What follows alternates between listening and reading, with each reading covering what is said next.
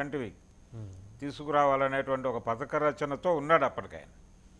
అలా మొదలైనటువంటి సన్నిహిత సంబంధాలు, వయస్సుతో మొదలైనటువంటి సన్నిహిత సంబంధాలు అంటే జగన్తో దీని పొలిటికల్ కాన్స్పిరసీ యాంగిల్లో చూడాలా? అంటే చాలామంది అంటున్నారు కేవలం జగన్మోహన్ రెడ్డి గారితో అనుకున్న సాన్నిహిత్యం వల్లనే ఈయన్ని టార్గెట్ చేస్తే జగన్మోహన్ రెడ్డి రేపొద్దున లోటస్ పాండ్ని కూడా కూల్చేయబోతున్నారు. ఎందుకంటే కోమటిరెడ్డి వెంకటరెడ్డి గారు ఫస్ట్ ఈ వివాదాన్ని లేవనెత్తారు. వాస్తవంగా మీరు అన్నట్టు రేవంత్ రెడ్డి గారు ప్రతిపక్ష నాయకుడు అంటే ఆయన ప్రతిపక్షంలో ఉండగానే ఈ అంశాన్ని లేవనెత్తారు. ఇప్పుడు Komatireddy adding fuel to the fire అన్నట్టు అవును ఆయన యాడ్ అయ్యారు. ఇప్పుడు వైసీపీ వాళ్ళు అంటున్నారు ఏంటంటే సరే కూల్చేద్దాం లోటస్ పాండ్ కూడా. లోటస్ పాండ్ మొదట్లోనే ఉంది కదా, గజం దూరంలో. వెంకటరెడ్డి గారు ఇల్లు కూల్చేసి అక్కడి నుంచి మొదలెడదాం అంటున్నారు. అవును లేదండి, ఆయన కొంతమందితో మాట్లాడుతున్నారు. మీది ఒకటి అరా ఇళ్ళు పోయినప్పటికీ అంటే మన ప్రోగ్రాం ఏదైతే ఉందో ఆ ప్రోగ్రాం ఇబ్బంది పడకుండా ఆ ఏరియాలో మన నిర్మాణాలు ఏమన్నా ఉంటే కోల్పోవడానికి సిద్ధపడదాం, దాన్ని ఎలా కాంపన్సేట్ చేయాలనేది మళ్ళీ ఆలోచిద్దాం అని ముఖ్యమంత్రి గారు మాట్లాడుతున్నట్టుగా చెప్తున్నారు. అయితే ఈ హైడ్రా వ్యవహారానికి సంబంధించి చైర్మన్గా ఆయన్ని దాదాపు సీఎంనే పెట్టడం వెనకాల కూడా ఎవరు ఇన్ఫ్లుయెన్స్ చేయకుండా ఉండటం కోసం అనేది వీళ్ళ ఉద్దేశం. అలాగే బీఆర్ఎస్కి చెందినటువంటి ఇప్పుడు మోకిలా రోడ్లో మాజీ సీఎం గారి కుమార్తెకి సంబంధించిన ఫామ్ హౌస్, కుమారుడిది అని చెప్తున్నటువంటి ఫామ్ హౌస్, నాకు ఏ ఫామ్ హౌస్ లేదు, ఆయన స్నేహితుడిది అని చెప్తున్నారు. ఆయన మా స్నేహితుడిది అన్నాడు. కానీ దాని మీద రకరకాల ప్రచారాలు ఉన్నాయి. అది సత్యం రామలింగరాజు గారి నుంచి ట్రాన్స్ఫర్ అయినటువంటి ల్యాండ్ అనేది ఒక చర్చ ఉంది. అంటే ఆ స్కాము ఆ సందర్భంగా ఆయన బయటపడటం కోసం కొన్ని పార్టీలకు ఆయన ఇచ్చుకున్నటువంటి చేసినటువంటి సెటిల్మెంట్లో భాగంగా వాళ్ళకు వెళ్ళింది అని కూడా ఒక కథనం ఉంది దాని మీద. ఏదైతే ఇప్పుడు కేటీఆర్ది అని చెప్తున్నారో అది.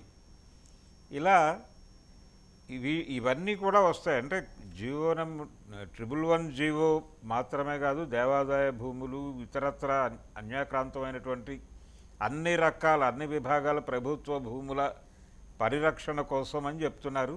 సరే, అంటే taking from this development industry is planning to shift from Telangana to Hyderabad అనే ఒక వాదన వస్తుంది. అంటే వెంబడే ఓవర్ నైట్ ఏదో రాత్రి జరిగిపోతుందని కాదు, కానీ చంద్రబాబు గారు ఆయన ఇండస్ట్రీ ఫ్రెండ్లీగా ఉంటారు, ప్లస్ ఇండస్ట్రీని ప్రోత్సహిస్తారు. సినిమాటోగ్రఫీ మినిస్టర్గా ఆయన చాలా రిఫార్మ్స్ తీసుకొచ్చారు ఆయన మినిస్టర్గా ఉండగానే. సో బేసికలీ ఆయన ప్రో ఇండస్ట్రీ కాబట్టి అక్కడికి వెళ్తే మనకు రక్షణ దొరుకుతుంది, ఈ కక్షపూరిత దాడుల నుంచి మనం బయటపడతామనే భావన అయితే ఇండస్ట్రీ పెద్దల్లో వచ్చిందట. చాలా very key man in the industry the other day he has convened a meeting.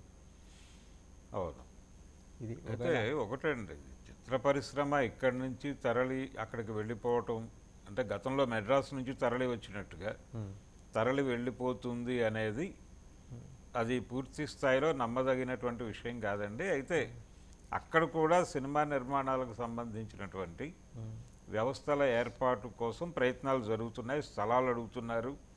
అలాగే ఇక్కడ ఫిలిం నగర్ నిర్మాణం లాంటిది అక్కడ ఏర్పాటు చేసి ఇక్కడ అకామిడేట్ చేయని వాళ్ళని, చేయడానికి అవకాశం లేని వాళ్ళని అక్కడ అకామిడేట్ చేసేటువంటి ప్రయత్నం ఒకటి జరుగుతోంది.